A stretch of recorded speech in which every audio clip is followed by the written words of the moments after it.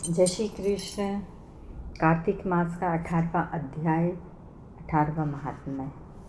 नारद जी ने कहा, हे राजन, देवताओं की तीनों महादेवियों के प्राप्त उन बीजों को जब वृंदा के चिता स्थान पर बो दिया तो वहाँ उन बीजों में से 3 वनस्पतियाँ उत्पन्न हुई। लक्ष्मी के बीज से मालती, सरस्वती के बीज से धात्री और पार्वती के बीज से तुलसी। उन उत्तम वृक्षों की लताओं को देखकर भगवान विष्णु का विषाद दूर हो गया।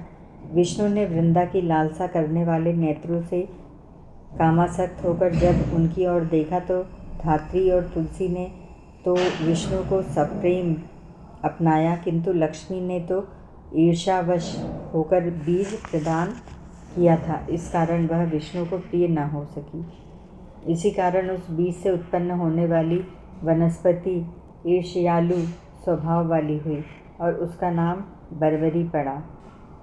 धात्री और तुलसी भगवान विष्णु को अत्यंत प्रिय हुई।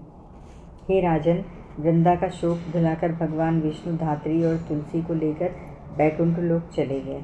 यही कारण है कि कार्तिक मास में भगवान विष्णु के पूजन के साथ जब तक तुलसी का पूजन नहीं होता तब तक प्राणी को कार्तिक मास के सेवन का फल प्राप्त नहीं होता।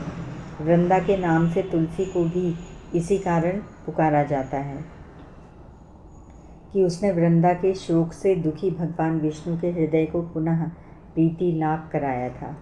तुलसी का वृक्ष समस्त पापों का विनाश करने वाला है।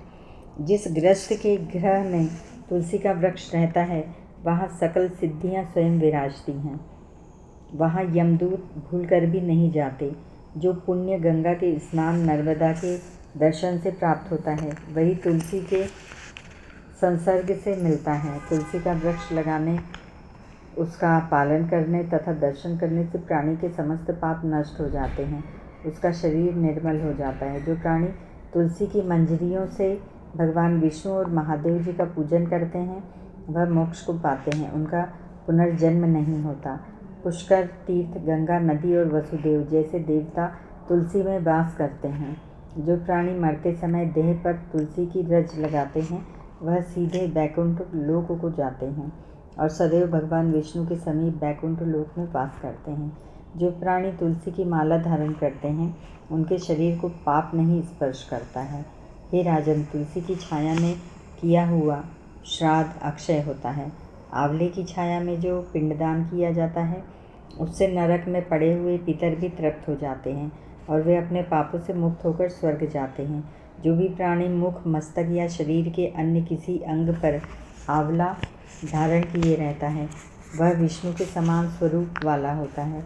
जिस प्राणी के शरीर पर आंवले का फल, मुख में तुलसी और शरीर पर द्वारिका की रज होती है वह जीवन मुक्त होता है। जो जल में तुलसी पत्र तथा आंवले को डालकर स्नान करता है वह गंगा स्नान का फल प्राप्त करता है। जो प्राणी भगवान श्री हरि का पूजन आंवले के पत्तों और फलों से करते हैं उनका पूजन स्वर्ण मणि और मुक्ताओं के पूजन तुल्य होता है। कार्तिक मास में तुलसी और आंवले को नहीं तोड़ना चाहिए।